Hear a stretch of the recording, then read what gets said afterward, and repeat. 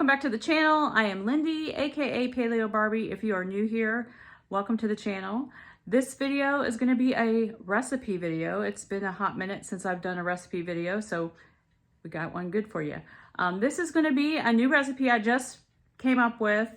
There are lots of other versions of carnivore meatloafs, but this is my version of carnivore meatloaf, which will be going into my recipe collection. But I can't wait to try it, so I want to share it with you guys. So let's get started with the video. All right, guys, for this recipe, you're gonna need some ground meat. I'm not gonna use all of this. I'm just gonna use a little bit of it because I'm gonna make a different meatloaf for my family. I'm going to use some of this pork sausage, some Parmesan, and some mozzarella. I have this blend. Obviously, it's best if you grate it yourself, but this is what I have left from something else, so I'm going to go ahead and use it up. Some heavy whipping cream, 4 mozzarella string cheeses, some bacon, some pork panko. This is the one I have. You can grind it up yourself. Some Redmond's real salt, garlic, some Italian seasoning and pepper, and then I'm also going to use a little bit of this Dano's seasoning, and then some eggs, about 2 eggs. So first, we're gonna mix our eggs, our panko, and our meat together in a bowl, and our seasonings, and get this going. All right, so I got my pork, my beef in here. I've got all my seasonings, my garlic. I'm gonna mix this together. I'm also gonna do about a half a cup of the pork panko and 2 eggs. All right, so I got the pork panko in here. I got the eggs in here. I'm just gonna get in here with my clean hands and blend all this together, mashing it together as one, so all these flavors can marry, and the pork rinds and the eggs will give this some binding.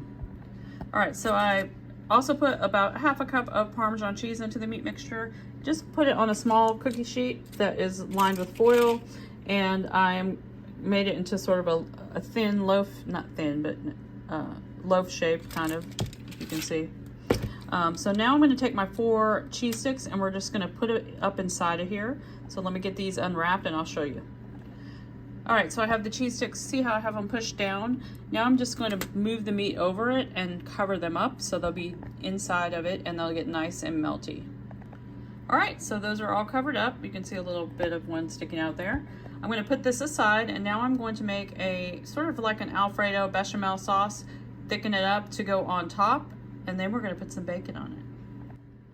All right, for the sauce so far, I have a half a cup of heavy whipping cream. I went ahead and used some more of this Dano's seasoning. You can get this at Walmart, by the way, or their website. Italian seasoning, and I did some garlic powder in this, and a little dash of Redmond's real salt. That's what I have in here so far. I'm going to get this warmed up, and then I'm going to add a little parm and a little of this cheese here to get this nice and thick. All right, this is starting to bubble, so I'm going to add about a half a cup of Parmesan and a half a cup of that other cheese with the mozzarella blend. All right, so I'm just going to keep stirring this until this gets as thick as I want it. If I need to, I'll add a little bit more cheese. All right, this is how you want it, nice and thick. Okay, so now I'm going to take this thick, nice, yummy deliciousness and put this on top of our meatloaf loaf. All right, there you have that. So spread it as evenly as you can. Now we're going to take bacon and we're going to put bacon on top of it, and then we're going to put it in the oven. All right, so I've got mine completely covered with bacon. I'm going to put a little spice on top, but if you don't want any spice on top, you don't have to do that. I'm going to use the Dano's spicy because I really like that on my bacon. So I'm going to put that on top and then put it in the oven at 400 until the meat is cooked. All right, so I got the Dano's spicy on there. That's what it looks like. Also can get it at Walmart as well or on their website. But this is going in the oven until the bacon is done and the meat, the ground meat, is also done. Probably at least 45 minutes to an hour, depending on your oven. So, well, I'll let you know how long it cooks in mine. All right, guys, this cooked for 45 minutes at 400 degrees. Doesn't this look amazing? I'm gonna let this sit for about 10 minutes before I try to cut into it. But it smells amazing. Can't wait to eat it. All the yumminess in there.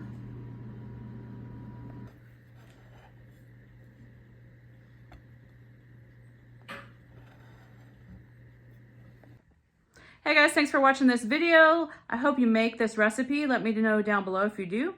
And I hope you enjoy it. Thanks for watching.